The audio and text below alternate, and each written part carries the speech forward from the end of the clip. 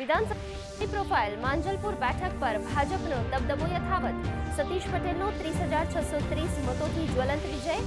BJP ઉમેદવારે જનતાનો માન્યો આભાર. માંજલપુરમાં કાર્યકર્તાઓ દ્વારા જીતનો જશ્ન.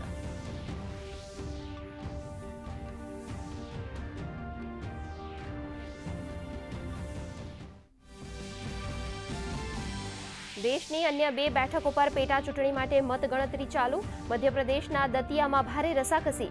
કોંગ્રેસના ઘનશ્યામસિંહ 6,583 વોટોથી આગળ. બાંકીપુરમાં 17 રાઉન્ડ બાદ પ્રશાંત કિશોર 9,581 મતથી આગળ.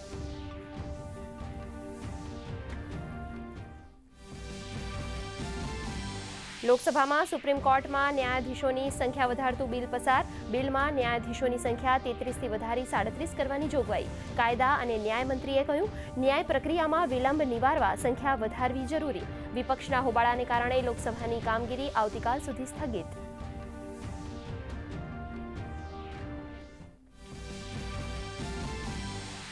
રાજ્યસભામાંથી સૂક્ષ્મ લઘુ અને મધ્યમ ઉદ્યોગ વિકાસ સંશોધન બિલ પસાર.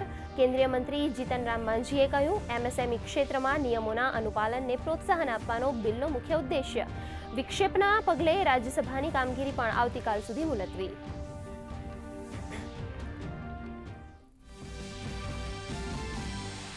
જીટીયુના કાર્યકારી કુલપતિ તરીકે ડોક્ટર વૈભવ ભટ્ટ સંભાળશે કાર્યભાર. ડોક્ટર ભટ્ટ પાસે વહીવટી ક્ષેત્રે બહોળો અનુભવ.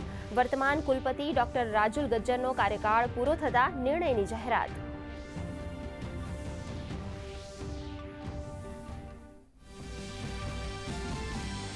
રાજ્યના જળાશયોમાં પાણીની ભરપૂર આવક. બલદેવા, વણાકબોરી, દોસવાડા સહિત રાજ્યના 26 જળાશયો પાણીથી છલોછલ. તો કચ્છના કાલાઘોડા, મોરબીના મચ્છુ 3 સહિત કુલ 34 ડેમ હાઈ એલર્ટ પર. જળાશયોના સ્તર, પાણીની આવક જાવક અને વરસાદની સ્થિતિ પર ફ્લડ કંટ્રોલ સેલની સતત ચાંપતી નજર. કોમનવેલ્થનું શાનદાર સમાપન. ભારતને મળી 2030ની યજમાની. નાયબ મુખ્યમંત્રી હર્ષ સંઘવીએ સંભાળી કમાન. 2030માં અમદાવાદ બનશે વિશ્વ રમતગમતનું કેન્દ્ર. ઐતિહાસિક શતાબ્દીને ઉજવવા અમદાવાદ તૈયાર.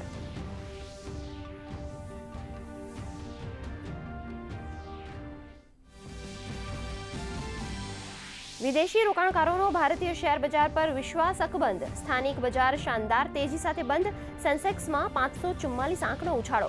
નિફ્ટી 24,700ની સપાટીને પાર. સોના ચાંદીમાં ચમકારો. ડોલર સામે રૂપિયામાં મજબૂતાઈ. બ્રેન્ટ ક્રૂડ ઓઇલનો ભાવ ઘટીને $84 પહોંચ્યો.